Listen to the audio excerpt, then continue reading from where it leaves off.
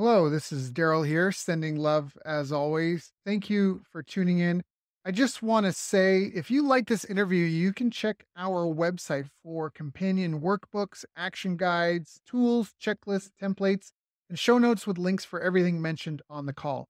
Just visit bestbusinesscoach.ca. That's best, B-E-S-T, businesscoach.ca. Enjoy. Hi, I'm Daryl Urbanski, and welcome to the Best Business Podcast. My mission is to help create 200 new multi-millionaire business owners. How? You'll do better when you know better. In my interviews, you'll hear from self-made millionaires, seven-figure business owners, authors, and world-class experts sharing how they did it so you can too without experiencing the same obstacles they did. Now, if you like this interview, please share it with a friend you think will benefit. They'll appreciate it, and I will as well. You can also connect with me on social media. Look for Daryl Urbanski, D-A-R-Y-L, Urban Ski, U-R-B-A-N-S-K-I, and add me so we can be friends. Now sit back, relax, and enjoy what I've prepared for you right here, right now. Hello, everyone. Thank you for joining us. My name is Daryl Urbanski, your host as always, and today we have a returning guest, Carlos Redlich. Carlos is highly sought-after direct response copywriter and marketing consultant. He's worked with all levels of entrepreneurs. In fact, you may want to check out milliondollarmasterminding.com, where he's working with some of the biggest names to make growing a successful business simple. I've asked him to come back here and join us today to share what's been so helpful for hundreds of others. So, Carlos, how you doing, my man? Thank you for joining us. What's going on? Hey, man, I appreciate you having me on the call, dude. It's an honor. Yeah, it's so funny. I've known Carlos for years, but we just had to do two takes because I messed up his name somehow. But it's all good. Man, it's great to have you back. Last time we were here, we were talking about copywriting, helping with sales. Today, I really want to dive in and find out kind of what's going on with all the other entrepreneurs that you've been working with and helping. I mean, so we live in a world where fundamentals are fundamental, but also it's a changing world where every day new things are coming out. Millionaire entrepreneurs are being born every day. So can you give us a little bit of background about what's changed with you specifically since we spoke to you last time?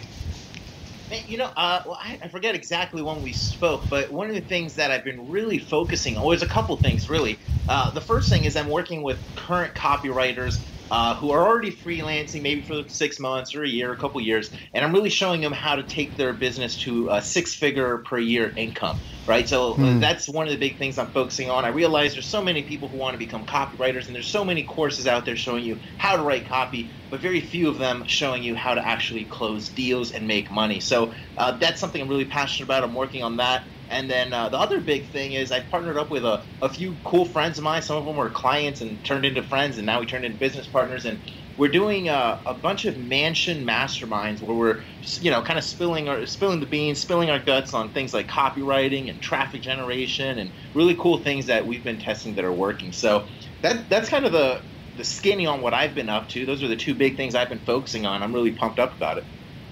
That's awesome. And that's really awesome. So, and what are some of the biggest obstacles people face in that? Because, all right, somebody wants to be a copywriter or they've got some other type of business. What tend to be the typical choke points that you've kind of seen people struggle with? One of the biggest things that I've seen is copywriters specifically, but I'm sure we could branch this out into freelancing, but a lot of copywriters specifically, they're good at the skill of writing, but they may not be the best at closing deals on the phone or whatever that might be. And really it comes down to closing the deal on the phone from what I've seen, right? Mm-hmm. Because the thing is, we can write all this cool copy, but if we get somebody on the phone who we want to close as a client, if you're not doing it right, you're going to lose that deal. And it doesn't matter how great of a copywriter you are. If you can't close a deal, you're not going to get paid, right? You're not going to get a result for your client, right? The way I kind of have looked at it is a lot of copywriters, and again, freelancers in general, but a lot of copywriters have almost relied only on their skill, meaning I'm going to write copy for Daryl and I'm going to make him a ton of money. And if I make him a ton of money, then he's going to obviously want to keep hiring me. But that's not always the case. In fact, what ends up happening is you can do a great job for a client and maybe they test it, but if you're not in contact with them, if you're not following up, if you haven't put them on some kind of maybe retainer deal or something,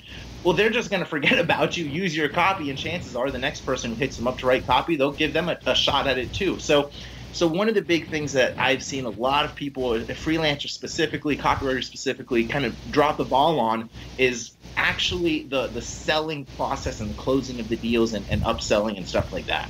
Right. So, and I think this is a common thread. I mean, typically people don't want to sell. People will do everything they can to avoid selling. And I think that it's also worth mentioning that it's, the money is made typically not in the delivery of the product or service. It's the money's made in getting the person to agree to pay for something. 100%. And it's funny because a lot of times and a lot of this, when I say a lot of times, because this is what I used to do, right? So I would write copy for someone, charge them X amount of, let's say $5,000 or $10,000, and I'd make a quick $5,000 or $10,000, and that'd be it. But then when I started saying, it was literally almost as simple as just kind of pre-framing it by adding a sentence, right? So before somebody would pay me for that single project, whatever it might be, even if it was like a $60 project, I would always, and I still do now, I pre-frame that conversation. I say something along the lines of, okay, I really appreciate your business. I'm excited to get going on this. Let me ask you something. Assuming I crush it with this email sequence, landing page, whatever it is, would you be open to working with me on a monthly basis for $5,000 or $10,000 per month as a retainer deal? And they're going to say yes or no. The reason I like that is because you bring it up without any pressure, because they've already agreed to the original amount you're going to work with. And you basically just say, hey, assuming, this is a very big deal, you say, assuming I do well with this project, would you be open to, a retainer deal? And I like to list out my two options, $5,000 or $10,000 a month, whatever your retainer deal is, you list it out. But the reason I like that is because now when you hand in your work, you can say, hey, here's the work I promised you a few weeks ago. I wanted to go ahead and schedule a call. And again, assuming you like this, assuming it works, I kind of wanted to just schedule a tentative call to discuss a retainer deal if you're still open to that. And then they're going to, generally what ends up happening is say, okay, cool, let's schedule this for, this call within the next 2 weeks or so, or for the next 2 weeks. And that'll give me enough time to kind of get testing on whatever it is that you just wrote for them. So it's a really simple way to start getting long-term money, because now you set yourself up for a 6-figure per year deal if you've asked for 10 grand, for example. And it's very simple, and it's like a non-salesy way of just kind of being like, hey, assuming I do well, would you be open to this stuff? You know what I mean?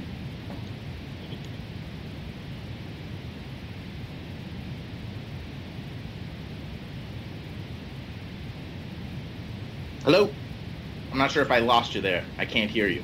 You know what? I have my headphone on mute. Sorry about that. So, I keep talking, but man, I just dropped some wisdom right there. If you didn't catch that, everybody here's missed out. I'm sorry. That was just the bomb. No, all good. But I mean, it's kind of like, it makes sense. I mean, all right. So it's fundamentals. First, just get on the board. Just get involved. Get your foot in the door. Right. Do a project with them, and then kind of.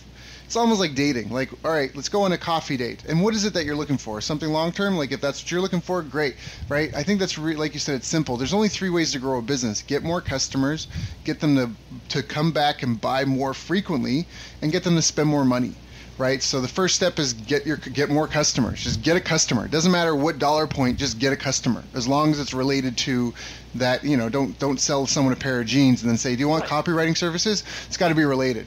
So get a customer, and then after that, try to get them to come back more often. And then even if they're only on the 5K a month, then try to get them to spend more, get them upgraded to the 10K. So and there's actually a way you can do it. I've done this, and I have kind of a little system on how I do it, and I'll share it with you if it's cool. It's so it's just like what you're saying. The first step is get your gig, whatever that might be. Maybe it's $1,000 for some emails, or $10,000 for whatever your one-time gig is. Get that first foot in the door. Then your next upsell, if we look at it that way, is you set up your monthly retainer. So let's say you're charging $10,000 a month, right? So that's your monthly retainer. Now let's say you've closed somebody on that $10,000 per month retainer. Your job isn't done there. What I like to do is wait 3 months, so they paid you about 30 grand, and then you make a special offer. You say something along the lines, and this is assuming you're doing well with them, but you say something along the lines of, hey, Daryl, it's really been awesome working with you, and I really appreciate all the stuff we've been doing together. And I wanted to know, are you happy with the services? Are you happy with the copy I've been producing? They're going to say, hopefully, yeah, I'm really happy. Okay, perfect. Well, right now, as you know, you're investing $10,000 a month, which is about 120 grand a year. and I kind of want to make you a really special offer. Is it okay if I share that with you? And they're going to say, yes, of course it's okay, you share it with me. Perfect. Well, what I'd love to do is do a $90,000 upfront deal that's 1 year of copy. And I slow down and I really enunciate this part, because if you say it too quickly, people think you're scared. But if you slow it down, you actually say the numbers, right? And you just say it's $90,000 for the year. And essentially, it's doing the $10,000 per month package, but you're doing it up front and you're saving 10, 20, like $20,000 or $30,000 or whatever for the year. Mm-hmm. Is that something you'd be open to? And they're going to say, again, yes or no. If they say no, then that's fine. You keep on doing your $10,000 per month retainer. But what if they say yes? You've just stacked $90,000 in 1 month. That's right. In 1 month, $90,000 can buy you some copywriter help. Yeah, yeah. For $90,000, you can get some help writing some emails. That's really well said. That's really 100%. Well said. So a lot of people don't do that, man. Your clients can, if you have a client that's making $100,000 a month, $400,000 a month, because they're internet marketers, and that's why they hire copywriters, because they have that kind of flow usually. Well, if they're making $400,000 a month, or even $100,000 a month, paying you $90,000 for an entire year of work is nothing. The only reason they wouldn't do it is because they don't trust you, they don't believe in your copy, or they think you're going to run away. Right. If you've worked with them for 3 months, they know who you are, they know if you can produce or not, and you've kind of already built it up to where it's a no-brainer decision, assuming you've been doing your work right. Right.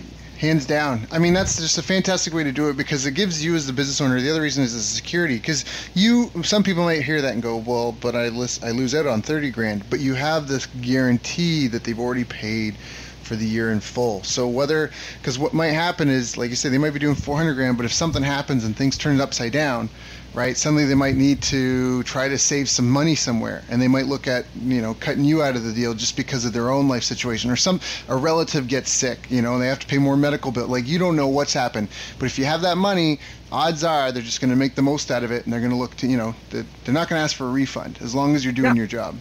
Right. Assuming you're doing your job, and for clients who pay me $10,000 a month, even if they didn't pay the $90,000 up front, what I do is I just go visit them. So during that 2 or 3 month period where they're paying me $10,000 a month, I've almost always made a point to just go visit them, because it's going to cost. I mean, I live in the States, and most of my clients live in the States, so that's a little fortunate, right?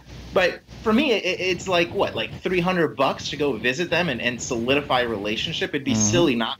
You know what I mean? Especially if it's that cheap to go do it. I mean, then you've really built a relationship. The only reason they wouldn't give you $90,000 is because they don't have it.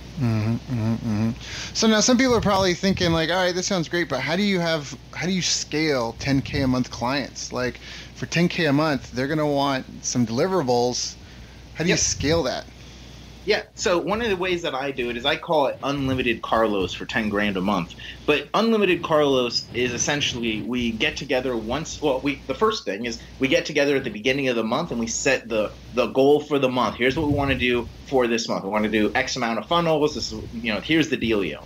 And then each week I make it a point to get with the person who's in charge of that project or whatever. And I say, okay, here's what we're going to do week 1, week 2, week 3, week 4. So that's my month planned out. So it's not so much a surprise, like, whoops, I need a funnel to be built out in the next day or two. It's all planned out. And so that way it really kind of makes your job easier. There's no real surprises. Sure, maybe every once in a while you'll have to bust out an email or two on the spot, but that's not a big deal.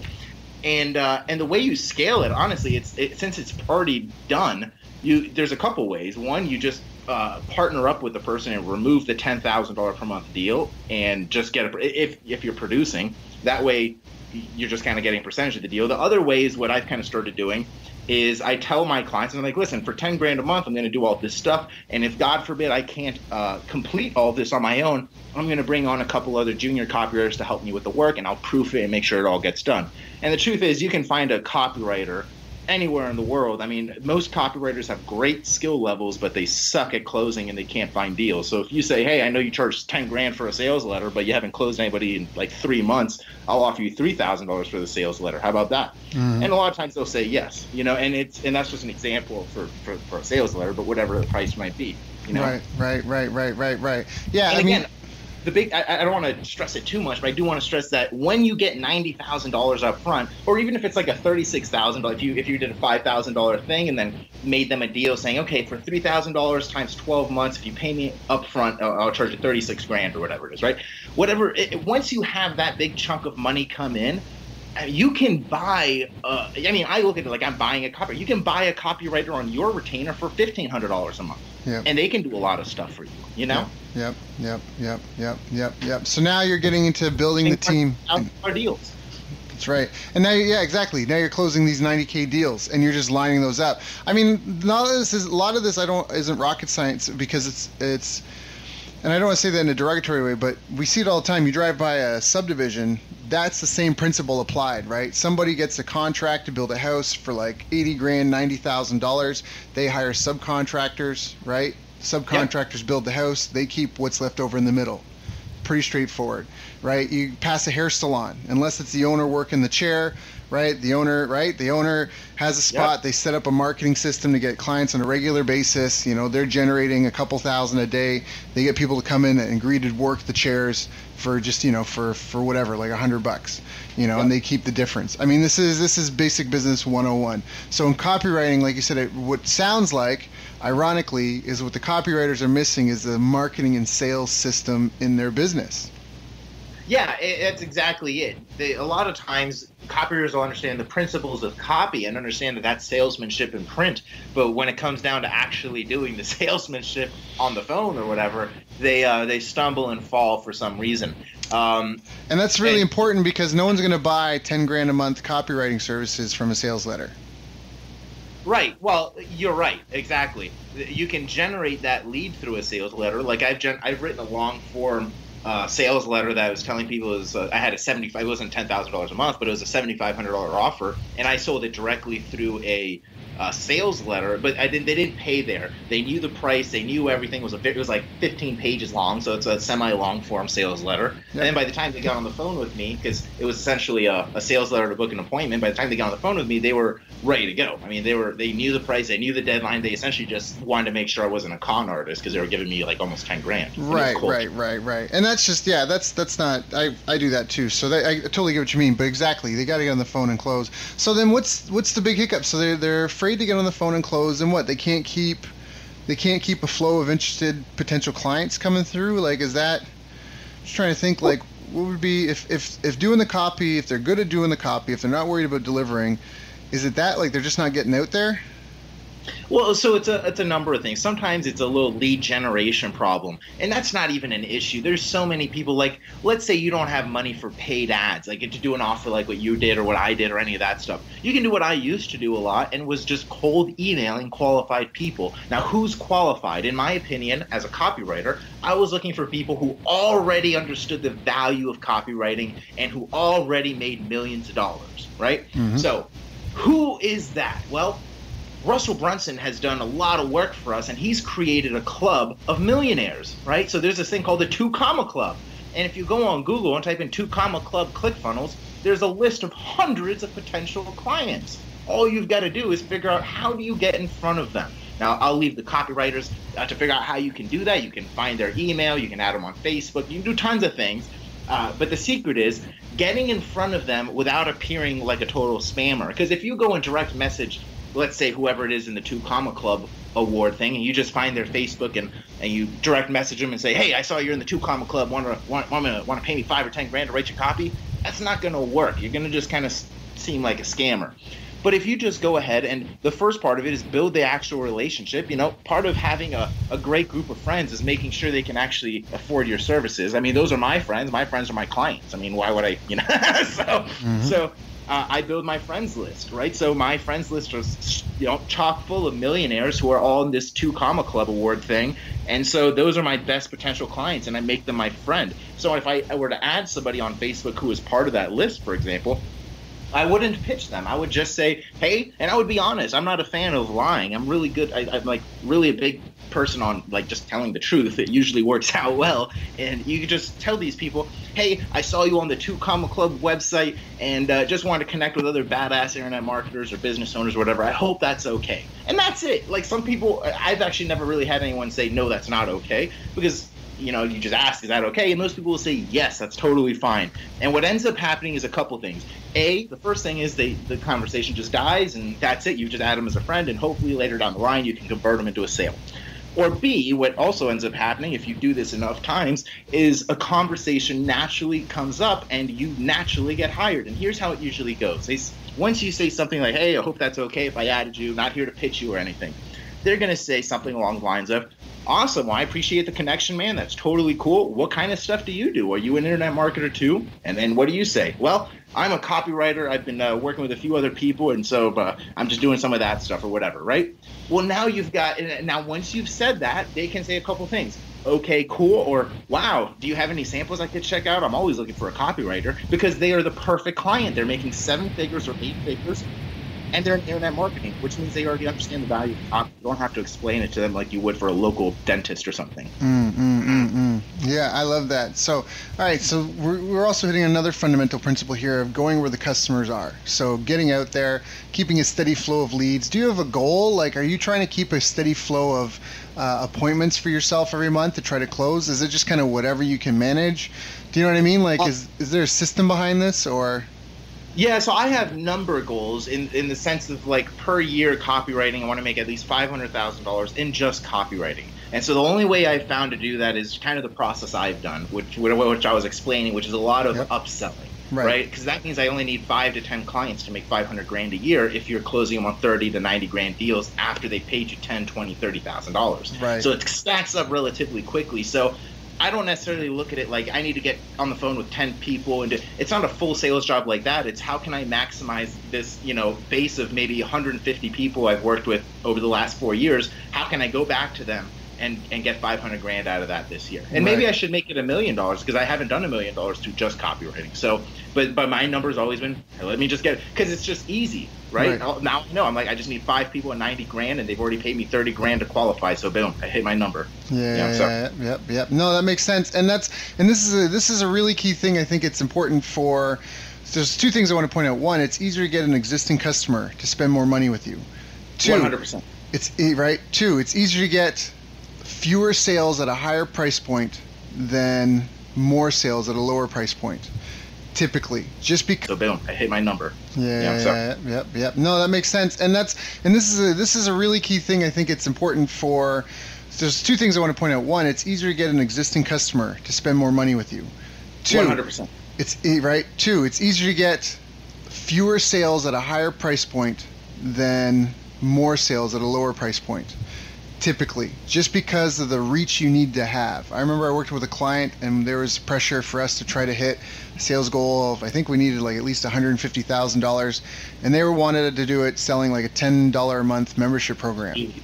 And I'm just like, do you know how much traffic, like, we're just gonna have to pump so much traffic to hit that goal. So instead I convinced them to help sell $7,500, a $15,000 with a down sell to $7,500. Because like now we only need just a handful of, right? Now we just need a handful of sales, as opposed to needing like 10,000 people to buy, right? At $10 a month, like great, yeah, it would work great. But if 10,000 people are going to buy, and you only get like, what's a typical conversion rate on a sales letter? Or for cold traffic, it's usually under 2%. Right? So it's like we would need millions of targeted visitors to our site. Like it's not realistic. So I love that. Now let's talk about closing the sale, because all right, it seems like all right, people can figure out, network, kind of talk to people. Let's talk about closing the sale. How do we do this, Carlos? And this is hilarious because I'm having flashbacks to like 2004, our conversations with you in our martial arts schools.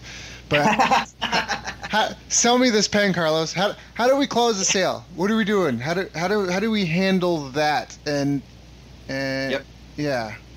So I've actually got a little process I've been using, and it works really well for me. And so I'll share it with you. It's roughly 9 steps. Sometimes it's a little shorter than that, but roughly 9 steps. And usually the call is under 30 minutes. And so I should also list out that before someone gets on the phone with me, I've almost always pre-frame them with either what the price could be or what it is or the range. So I'm not getting on the phone with somebody who thinks it's going to be $5 when it's really going to be like $50,000, right? Can you explain that process? Like, all right, so you pre-frame them. How do we do that? They're getting on the phone, because I think there's Yep. two important pieces here that we want to make sure that the listeners, I want to make sure that you guys get. So he's not getting on the phone with just anybody. He's getting on the phone with people he's pretty sure would be qualified prospects. And then two, Yep. like you said, they're pre-framed when they get on. Can you let's talk about that?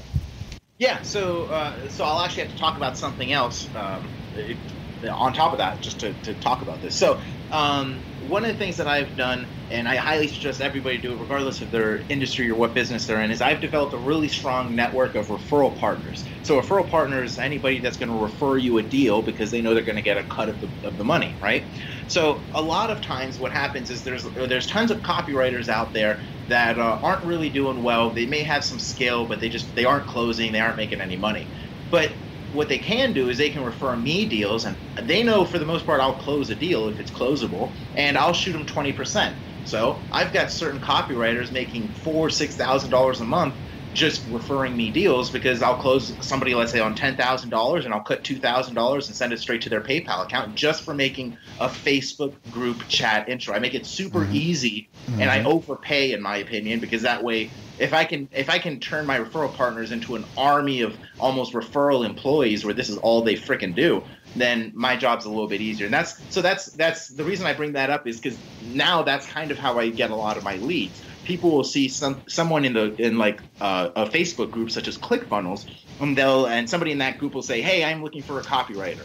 And so I've got like an army, like hundreds of people literally, who will, if they see that, they'll say, "Oh, you got to get Carlos Redlich," and you'll have like 5 or 10 people recommending this guy Carlos Redlich.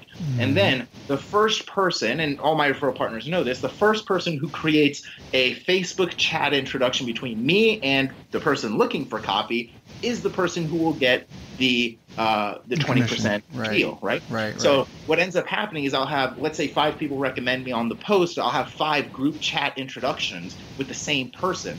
So who do you think that person is going to think is a badass? Right, Well, me. of course. Have 5 people not just recommend me, but 5 of them say, "Hey, I can make a group chat intro between you and this guy," or whatever. And so there's a lot of kind of edifying before they even get on the phone with me, which is kind of why I wanted to explain that. It's kind of a whole referral process that's really worked well with me. Right, because referrals are the best quality. I mean, that's great traffic. There's a lot of, social proof is one of the most powerful motivating factors in marketing ever. If you walked outside and there was a mob of 100 people running in terror in one direction, you wouldn't go the opposite way. You would start running with them and be like, "Where are we going? Why is everyone terrified?" Right? Yeah, right? Like, that's exactly it. So when Carlos says he gets like 7 people in a thread being like, Carlos, and they're private messaging the person like, "Let me talk." Person's going to go with the flow. So I love it. Yeah, keep going. Yep. So by the time, exactly. So let's say somebody introduces me to some other person, like it happened today. It happens virtually every day. So let's say someone introduces me to somebody else, right? Someone introduced me to you, Daryl. The first thing I'm going to say is, "Hey, I appreciate the this is going to sound like minutia, but I feel like I should point it out because it's something that's done well with separating me is, act professional. I know it sounds so silly, but in this internet marketing space, a lot of people act like children and they're very flaky. So if you just say stuff like, "Hey, I appreciate the opportunity to work with it. Hey, I appreciate the introduction." The fact that you said "I appreciate anything" automatically sets you apart from other freelancers and in my industry, copywriters, who generally try to, position themselves like they're like greater than God, and they usually lose the sale because of that. So anyway, basic stuff. So I'll just say, "Hey, I appreciate the introduction. Really nice to meet you, Daryl. Tell me, what kind of copy are you looking?" And this is all through like Facebook chat. "Tell me, what kind of copy are you looking for? Email, sales letters, advertorials, something else. Also, what industry are you in?" Then I let them respond back. They'll say, "Hey, I'm in the diet industry, and I need a sales letter, and I'm thinking I need some emails and possibly some Facebook ads." Okay, perfect. Well, my flat rate for a package that looks kind of like that is around $10,000, and usually takes roughly 4 to 5 weeks to complete. Assuming that's something that would work within your time frame, do you want to schedule a call to see if it's actually a good fit? Now, what have I done? I pre-qualified them with a price, with a possible deadline, and if they say, "Well, yeah, I'd like to see," sometimes what ends up happening is they say, "Well, yeah, I've never heard of you, but you're really recommended, and I kind of want to see some samples and stuff like that." So you say, perfect, absolutely, I'll send you those samples, but I want to make sure it's a good fit first and just make sure I send you the proper samples. And then you go into scheduling a call. So the reason why that's important is because that's a huge part of the sale before they even get on the phone, because now when they get on the phone, they know the price, they know the deadline, and literally the only reason they want to talk is because they're going to drop 10 grand and they need to know who they're talking to, right? Right. So there's the pre-frame. Now let's move on to the actual sale. So we get them on the phone, and the first thing I do is it's going back to the appreciation thing. So step one would kind of be the intro. So I would say, hey, Daryl, really appreciate you hopping on the phone. Is this still a good time to talk about your copy? You're going to say, yes, it is, right? Then the next step is what I call spill your guts. So I make the other person spill their guts. So I say something like, awesome, man. Well, I know we spoke a little bit on Facebook about the industry and some of the copy you wanted to do, but if you don't mind, just spill your guts for me a little bit and tell me a little bit more about your business. Then they spill their guts for, let's say, 5 minutes. Step 3 is I recap what they just said. Now, the reason that's important is because it lets them understand that I'm listening to them and I'm paying attention to them, and I'm getting them to feel that I'm on the same page. So I say, all right, perfect. Well, let me just stop you there for 2 seconds. I want to recap what you just said so I make sure I'm on the same page. Is that okay with you? Then I get their confirmation. Yeah, absolutely. That's okay with me because they've never been treated this well ever. And so you say, perfect. Well, based on what you just said, it sounds like you want to do X, Y, and Z. Is that right? And they're going to say yes. So I've done my intro. I've had them spill their guts. I've recapped it. And now I make them spill their guts again. This is the second time. So I say, awesome, happy I'm on the same page. If you don't mind, tell me a little bit more about, X, whatever they, dive a little bit more into this particular section you spoke about earlier. Tell me what the real vision is here. Dive a little bit more into that if you don't mind. Then they're going to spill their guts again for, let's say, another 5 minutes. And then what do? Well, we want to make sure that we're on the same page, so we recap. Same process, very simple. So the whole time they're on the phone, I'm almost like an interviewer asking them questions. They're spilling their guts, and I'm confirming every single time what they say, right? So this person who's on the phone is like, wow, this guy is listening to me, or this lady is listening to me. They know exactly what I want, right? Now, here's the transition. Once you've essentially said your second recap, right? They've spilled their guts and you've recapped and you're like, okay, so are we on the same page? Is that kind of like what you wanted to do? And they say, yep, absolutely. You transition to essentially your proposal, right? Your pitch. So I say something along the lines of, okay, cool. So based on what you just said, I've kind of got a really good idea of what we need to do. Do you mind if I share it with you? And I get them to confirm, yes, share it with me, please. And then it's very simple. I just tell them what they just told me, and I tell them what they told me in the Facebook chat. Okay, so based on what you just said, we need to do a sales page. I'm thinking about 10 emails and maybe 5 to 7 Facebook ads. Is that right? Yep, that's right. Perfect. And just like what I was talking about on Facebook, that'll be $10,000, 50% to start, 50% afterwards. And then it generally takes less than 5 weeks, but I put a 5-week deadline on that. Is that something that would work with you? And I get their minor commitment. Yep, that would work with me, or whatever it would be. Perfect. And what's the best email to go ahead and send the PayPal invoice to for the first half? And then I shut up. Because now, if they give me their PayPal email, I've closed them, right? So let's break that down. Hold on. So that's step 7. So the proposal is cool. So based on what you just said, I've got a good idea of what we need to do. Here's the plan. Boom, you give them the plan. Now you ask for the order. Yep, I've asked for the order, and then they've given me, so once they give me their email address, I've quote unquote kind of closed them, right? They're ready to get the deal. So then I say, perfect, and then I have kind of like a little guarantee. So I give my version of a guarantee. So I say, perfect, and I kind of want to run by you what happens if, God forbid, this doesn't work. Is it okay if I share that with you? Oh, yeah, please share it with me. Right. Great. So if, God forbid, this doesn't work, I always try to convert on the first try, but, life is life, and sometimes it doesn't happen. But let's say I don't convert. What I do is I stick with you for up to 3 more revisions to make sure it does convert and we do make you money. Does that make sense? Yes, that makes total sense. Okay, perfect. So what I'll do now is I'm going to go ahead and send that PayPal invoice for the first 50%. Do you think you'll be able to take care of that today so we can get rolling? And they're going to say yes or no, right? If they say, yep, I'll be able to take care of it, perfect. Now, just so I actually stole this from Grant Cardone. It's called the lock-in close. So I say around this point, all right, awesome. And just so I'm you're fully clear and everything, is there any reason you wouldn't want to take care of this? Any last minute objections or questions I can answer for you while we're on the phone? And then they're going to say, nope, I'm ready to go. Perfect. And then I don't stop there. I get I pre-frame them for a testimonial and now for my long-term stuff, because we talked about retainers. So I say, awesome, man. And really quick, before I let you go, assuming I do really well with this, would you mind giving me a little testimonial that I can use in my own advertising? Oh yeah, of course, that'd be great. Awesome, dude. And also, my big goal is I'm really trying to develop a long-term relationship with my clients. So again, assuming I do well with this and we obviously make you tons of money, would you be open to working with me on a monthly retainer basis afterwards for either $5,000 or $10,000 per month? And then you shut up.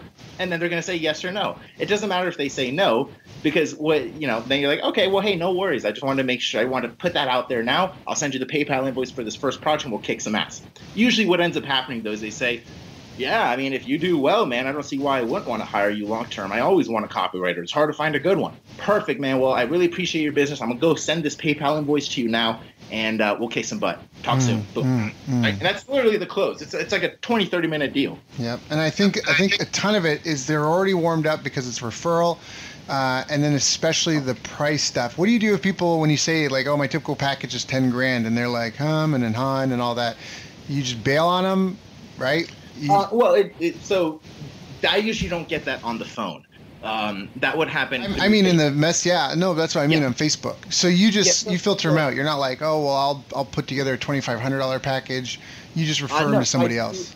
Yeah, so exactly. So what I'll do is I'll say, okay, perfect. Well, what would you ideally love to pay? I know tons of copywriters. I might be able to refer you to someone, but I don't want to refer you to someone if you can only afford $100 and I send you someone who's charging $5,000. So what's the max you're willing to invest? And then I'll go find someone for you. And then I know tons of copywriters, and I kind of play agent, right, or middleman. Mm-hmm. I say, okay, great. Your budget is $5,000. I'm gonna refer you to this person and get a 20% cut of the deal. Right. Yep. Yeah. Okay. That makes sense. That works well. Yeah. Anybody listen to this? This is a fantastic call. You're probably going to want to listen to this again and again, and just write down and take the notes, because this is it. And I mean, he secured long-term deal. It's taking a one-time contract, one event. Let's do this thing. If this works, let's turn it into an ongoing thing. After 3 months, let's turn this into $90K in my pocket. Yep, 100%. 100%. If you can, go visit them before you pitch the $90K. Right. Yeah. That's shake hands and kiss babies. That shit's real. Go do that for real. If it's a $90,000 client. Yeah. No, that's 100%. 100%. So I think that's fantastic. So we got that. We closed the deal. Do you have any sort of special onboarding process that you do in the beginning, like to try? This is really thorough in that, and I think that a lot of it is the groundwork, the kind of chicken scratching to find the leads, the quality leads, and like you said, as long as they're qualified, they've been referred to you. You've already mentioned the price. You get on the phone.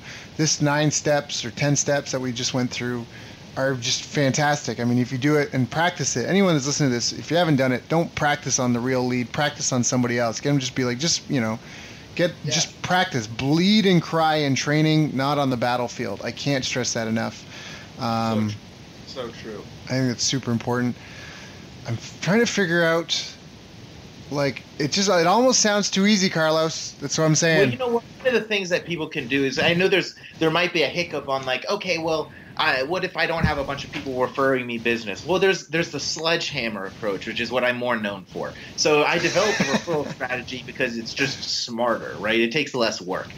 But before I was doing that, I was cold emailing different businesses, right? So I found a list of 90 financial publishers. So people like the Agora companies, and they have 30 different companies under them. And these guys, Adam Mesh and Angel Public, tons of these companies, right?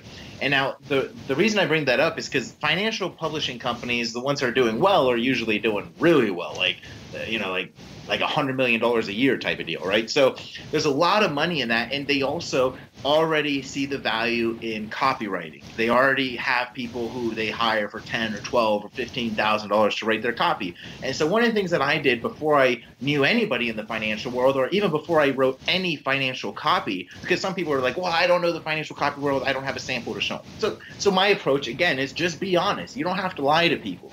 You can just be honest, Mm-hmm. So what I would do is I sent all of these people, these 90 financial publishers, a message, and the way I found their email was just through going on Google and typing in the company's name and finding a customer service email or going through their customer service section on their website, and this still worked. So I would send a message that the subject line was something like your copy ... right? And then the line was in the message. Well, I've done this a couple times, but one of the times I did it when I first started was something like, "Hey, my name is Carlos Redlich. I just saw that you, I know you guys are a financial publishing company, and I've been writing copy in other industries, but I haven't broken into the financial world yet, and I'd really love to. And I was just wondering, are you interested in hiring other copywriters or outside copywriters or testing other copywriters?"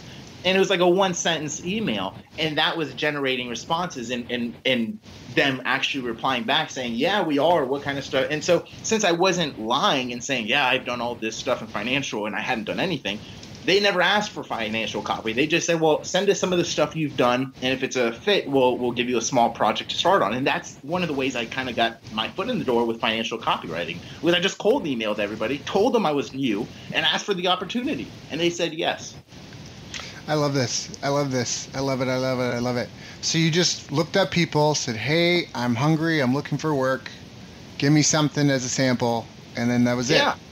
Dude, it was it. So many copywriters are scared of this whole position. Like, everybody's scared of, like, ruining their positioning as a copywriter. And I've noticed this trend where people charge, like, 20 grand for a sales letter, yet they close one person every 3 months. So, like, really, you're kind of broke. So the way I look at it is, like, again, it's a sledgehammer approach. You just, like, how can you get, 100 grand in your bank account in 90 days? Like, what can you do? If you had to, like, going back to the Gary Halbert thing or John Carlton thing, or, gun to your head marketing, dude, what would you have to do if you had to get 100 grand in your bank account and you're a freelancer charging $5,000 a sales letter? Or would you sell a year up front? That's where my thinking of, like, let me sell a year up front,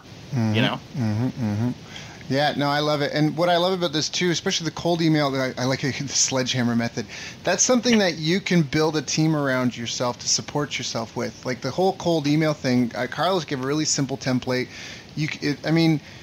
This system, there's not going to be 12 things that people reply with. There's typically going to be like 1 to 3, maybe 5 different types of responses to that. And it would be really easy after mailing a few, 10, 20, 40, 50, 100, couple people to be able to have just canned and clone answers and hire like a VA to basically just copy paste your emails out for you, to book, to fill a calendar, like just to schedule appointments for you, almost like how I did for this podcast. Here's the link, book an appointment, and they're just emailing people, and all of a sudden your calendar's filling up, getting on the phone for people to close these sample project deals.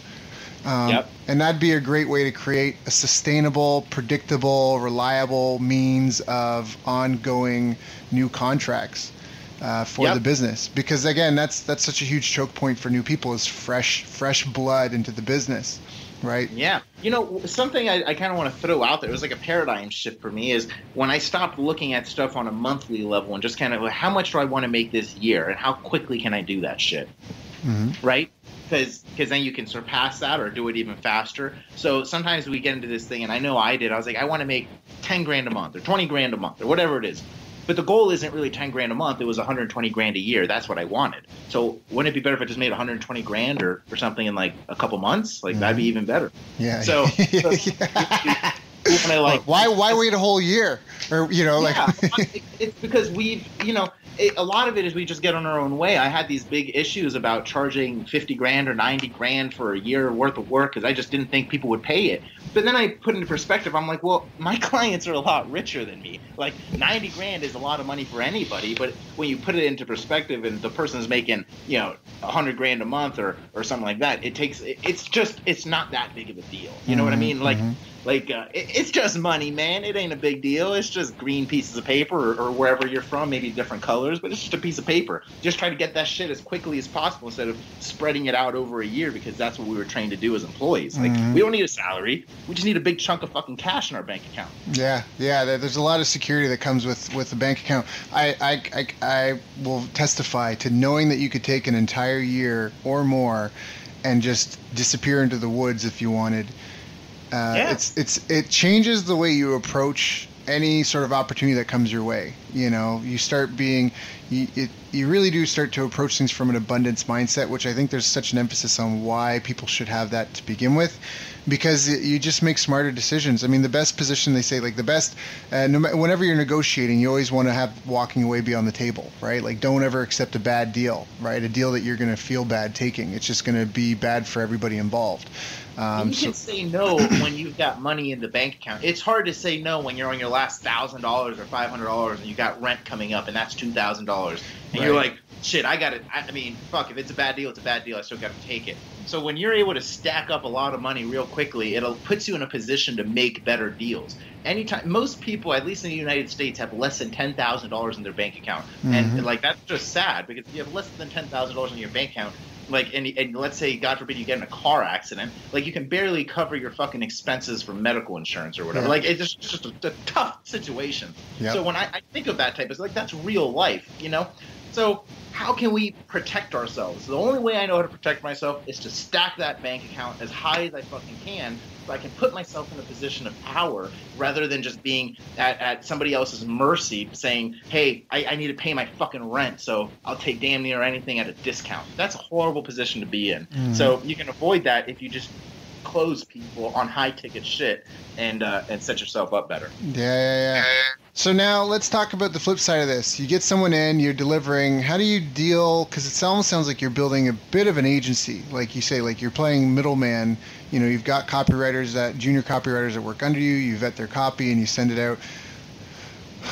And doing this, is there any tips or advice you would recommend to someone who's starting out and struggling? Like, all right, Carlos, you got them on the phone. They've got some people. They cold emailed, or they got some referrals, and they've gotten on the phone. And they've got some people that agree to stuff, and now they're where they need to start working with a team. And as you know, a lot of entrepreneurs can tend to be A-type personalities and tend to not necessarily always be good team players. Hence why they're entrepreneurs. So, any tips on how to manage that in a way so you don't, embarrass yourself in front of a client?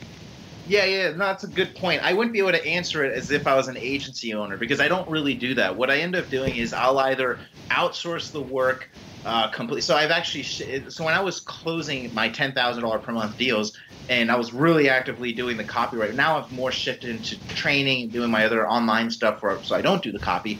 But when I was doing that more actively, I didn't really want to do the managing deal, because just like you said, I mean, that's not really, at least my strength. Mine was in the closing of the deal and maybe writing the copy. But what I figured out is I can just do the referral thing. So let me give you an example. So I've had people who wanted to hire me to write a sales letter, and it just wasn't going to be a good time for me because I just didn't have the time to do it, and I was still writing the copy. So what I said is, well, I'll close the deal and I'll just kind of refer. So I gave the deal to one of my buddies, and I said, hey, I introduced them so they know each other, except I'm the one who closed the deal, right? Because I know I can close. So I kind of did that, and then I passed that client to my buddy, and that's his client now. He got the majority of the money, even though I closed. I just trust my skill in closing, so I closed the deal, and I almost did it like a pure referral. So at that point, they're not my client anymore. They're his client, if that makes sense. I wouldn't be able to say, I've got a team of 50 copywriters that are working for me that, So you keep your workload full, and then after that, you still close deals, but you close deals for other people, and then instead of getting the 10K, you get 2K, and you give them the 8K client. 100%. Yeah, that's exactly right. It turns out to be a little bit easier for me because these people already want to buy from me, and they're trusting my word that this other person's going to do well. Well, I just rather close the deal, even if I'm only getting 20% of it. Yeah. It's just easier for me. That doesn't always happen. Sometimes the other person closes the deal. No, but I mean, if you can hop on the phone in 30 minutes, make $2,000, that's still 30 minutes well spent. Yeah, exactly. And you don't have to fulfill. Somebody else fulfills, and it's not your name; it's somebody else's name to a degree, right? You still refer them, so it is your. Well, that goes back to what Gary Halbert once said, that all money's made not from delivering products or services, but from closing deals, right? Getting people to agree to buy products and services. That's where the money is. And then all big money comes from remote controlled selling, he used to call it, which was having some sort of vehicle, which for us in this age would be a webinar, a video sales letter, a sales letter, something that's something that's canned and cloned salesmanship that you put out there that turns interested people into hot, ready buyers. And then if you need to hop on the phone 30 minutes, hop on phone 30 minutes. If they can purchase it online, they purchase it online. and that's where all the big money is made, because now you have something that can scale. And even at this, it sounds like this could still scale. I mean, copywriting is a great lifestyle business. One of the beautiful things about copywriting is the more you do it, the bigger your swipe file gets. So suddenly delivering on what clients need can be easier because you've just, you become better organized. And I'm sure there's tips and tricks to that. I don't think we have time to get into that, but there are tips and tricks and ways to keep your stuff organized. So that way you can just turn around things at lightning speed, and it's all custom for the client. Because, a lot of it sometimes at some point becomes 80% copy and paste, 20% custom for that business. Because it's just like you get it. There's a it's really formulaic in a lot of ways. It's not a sales letter that there's really formulaic in a lot of ways. There's a process you have to take people through. And so it just sounds like it's brilliant. It just sounds like people just have to get out there, do some chicken scratching. I love the cold email blasting option. I think that's a fantastic it's just because it's always there. There's a lot of I almost want to say shame right now around marketing and sales. People are ashamed of it and they're afraid, but it's not. You have to remember you're helping people. So all this call we've talked about in our self-interest. We're going to make 10 grand a month. We're going to close 90K deals. But you have to remember there's a business owner at the other end that needs this stuff done, and they need to communicate with their customers. They need it done, and it's a value to them, and that's why they're willing to pay for it. And so, there's a lot of people that their businesses aren't doing as well as they could because they don't have this stuff taken care of, right? It's like anything. You can only juggle so many balls at once. If you hitting your income goals required to have 9 balls juggled in the air, and you can only juggle 3, barely at that, you need another juggler. Yeah, and or it's a porn star. Yeah, right. Touche. This is so out there. I got some random message the other day. Some guy hit me up on Facebook because I'm in the Philippines right now. Asked if I want to be in a porn. This is so inappropriate, but that's so funny. Whatever. He hit me up and he's like, "Hey, I'm looking for handsome Caucasians. I'm doing custom porn for my clients." He's looking for someone that wants to be tied up and abused by 2 ladyboys. I'm just like, this is not. It's just man, there's people who if this guy's so bold to message me that openly with that on Facebook, you can at least say, "Hey, you looking for copy services?" Right? Damn, man. Hey, man, he's using the sledgehammer approach. He's using the not only in the follow up. Anyways, it's just so funny. I told my buddies about it. They're like, "How much does it pay?" I'm like, "Shut up, man. Don't even go there. Don't even go there. It's not my style at all." But anyways, we had a good laugh over it.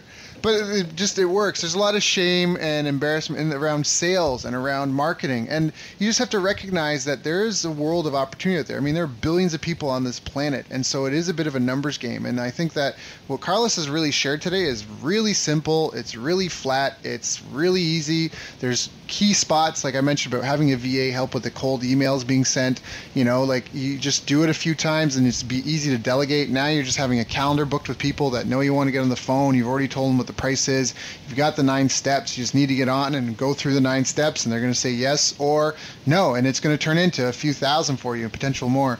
I think it's really just about trying to help people and get out there and not be ashamed of that. Sales isn't a bad thing. You're literally just spending your day looking for people to help. And also look at it this way. It's not really different than job hunting. So my girlfriend and I, we have a friend who's looking for work right now, and we were kind of laughing because we're like, you and us are in the same business. We're job hunting every day. Do you know what I mean? Right. That just never ends. It never ends when you're a business owner. You're constantly looking for the next job. But most people in their employee mindset, they get a job and then they're done. And that's it. And then they just hold on. And then one day the company closes up and then they're, "Oh, woe is me." Why? You just keep going. So. Yeah, 100%, dude. 100%. I mean, I'm really motivated by money. I know sometimes that's not politically correct and shit, but I'm motivated by seeing a bunch of money hit my account. I love that. I'm happier with money than I am without money. So, yes. So just fucking go make money. I don't it's just, I don't know. I don't have this grand scheme of saving the world. That's a back burner idea where yes, I want to do tons of stuff in Bolivia with my mom's family and do all this, but that doesn't motivate me to wake up and fucking do shit, you know? Like, what motivates me is, like, first off, it's the fear of being poor again. I don't want to be fucking broke and struggling. Yep. So there's that. And then and every time I get a little fucking cha-ching sent to my bank account, you know, it's like a high. It's like you can't get over that high. I love it. It's addicting. Yeah, it is. Like, it's so amazing the first time you get someone to pay you money. I remember the first time when I had my jiu-jitsu school, the same business you and I met, and years ago now, my first student that paid me money, I was like, really? You're going to pay me for this? You know, like, it was just, I didn't say it out loud, but I was like, really? This worked? They gave me money? And it was just like an invigorating feeling that people could pay you money. Anyways, it's just, it's there's nothing wrong with the love of money. Look, I've been rich and I've been poor, and I can tell you that life is still life. You know, money can't buy you happiness, but it can buy things that make you happy. And, you know, out of the two sides of the equation, I'd rather be rich. You know, it doesn't make you a better person. It doesn't make you a more important, more valuable person. Because at the end of the day, you can't take it with you. It makes me a better person because I give money away for free now. I give like $200 a week for free just because I just choose people on my phone at random on my Venmo or Cash App, and I just mass select like 10 to 15 to 20 or whatever amount of people. Carlos. You can't say that, man. I've been in your phone for like 15 years. Where's my $200? Hey, man, I don't have your Cash App, bro. Give me your Cash App. I got you for $5. I usually send it out like a Wake Up Tuesday or Wake Up Wednesday or something, and I'll just choose a few people. It's a random thing. Like, it's fun. So I don't know, man. Money makes me a little bit of a better person, I think, because I wasn't able to do that shit before. Before I could barely help myself, so I couldn't even help anyone else. I was more selfish. I was like, fuck, this is all me. Now I'm still a little selfish, but I do something with that selfishness after I get my money. You know? And that's the thing, is the money gives you opportunity. It's like fuel for a jet, right? That's really what it comes down to. You can do more for yourself. You can do more for other people. I remember this quote. You're probably gonna remember too. Money solves all problems a lack of money creates. Right? Oh yeah. Right. And it's true. It's so true. Like, if you're struggling, say you've got like a hobby, it's golf, it's jiu-jitsu, it's CrossFit, it's whatever, it's bowling, and you're like, oh, I wish I was better than my friends. Well, if you had more money, could you hire a coach and get better faster? You could. Okay, so the problem is you don't make enough money. People complain about how expensive things are, but the problem often isn't the price of them, it's your ability to afford them, not the price. The price is the price, right? It's like if there's a coconut tree and you're like, I love some coconuts, but the coconuts are way up there. The problem is not the coconuts are way up there. The problem is you don't know how to get up there. And that's really what it comes to. That's really what it comes down to. And so it's where you have to get out of the victim mindset and take ownership for it. And Carlos, this was a fantastic call. Some really fabulous, simple steps. If you've got a referral network, boom, get on it. If you don't, just start doing the cold email thing. It's really straightforward, really simple. It is going to be a numbers game, but once you get them on the phone, Carlos also gave us the 9 steps to go through, have the conversation, close them, try to get it down to 30 minutes, and and then upsell them, turn them. The goal. Drayton Bird, another famous copywriter of the UK, has had the #1 best-selling book, marketing in the UK for like 30 years. Not #1, but he's had a best-selling book there. Sorry. And he says, one of the best lines out of all the stuff he's written is, the purpose of business is to find a prospect, turn that prospect into a customer, and then make that customer your friend. And I think that's really kind of just what Carlos articulated here, right? Find prospects, turn them into a customer. Customer is a one-time purchaser, and then make that person your friend. And that's the only way you're going to get ahead. You really have to be invested in your client's success. So, Carlos, this has been amazing, really content-rich call. Is there anything I didn't ask you that I should have asked you on the topic? Maybe when we can hop back on again and do it again. Yeah. Well, man, I've known you for I don't even know how many years now. Probably getting close to 10. Yeah, I mean, you always come and bring tons of value, so we'll definitely line this up again. For those that are interested in getting in touch with Carlos, you can also find him on Facebook, Carlos. Hold on here, I don't want to spell out Redlich. Did I get that right? That's right, Carlos Redlich. Add me on my personal profile and send me a little private message letting me know you heard this. It'd be awesome. Yeah. Just reach out. Carlos is a great guy. Where are you based out of? If there's like 7 Carloses and they're like, which one is him? I'm originally from Miami, Florida, and I'm living in Phoenix, Arizona now. There you go. So take a look at the profile, make sure that it's the right one. Even just by following him, his posts are always entertaining. And definitely go check out the mastermind meetings he's involved as well. There's just so much to be learned. You got to get out of your own space. Appreciate you as a listener. Carlos, I appreciate you as a friend. I appreciate having grown with you over all these years, back from when we were just struggling to pay rent, to now really just designing the lives that we want to live, what kind of people we want to be. It's a fantastic place to be in. So thank you, man, and I look forward to our next conversation. Same here, man. I appreciate you having me. You've reached the end of our interview. Now, first, let me thank you for listening. I appreciate and respect you more than you'll ever know. And now I'd like to ask you a couple of questions. First, what 3 lessons did you just learn? What 3 aha moments just jumped out at you? Second, what can you implement for yourself and your business in the next 24 hours? Third, what can you give to someone else to help you with, or give them to just do it for you? Whatever it is, remember, taking action is the secret sauce to results. Now, if you think this interview would be helpful for a friend, please give them a link to it. It'll help them and it'll help me too. I'd also like to invite you to help me find out more about the challenges you're facing, your dreams, your goals, and how I can help you overcome what's holding you back. We both do better when we know better, and your success is my success. So please reach out and interact. You can visit our website, bestbusinesscoach.ca for Canada or California, where I'm from and where I'm living. You're welcome to also try out one of our paid programs. You can find us on YouTube, Facebook, and pretty much Facebook.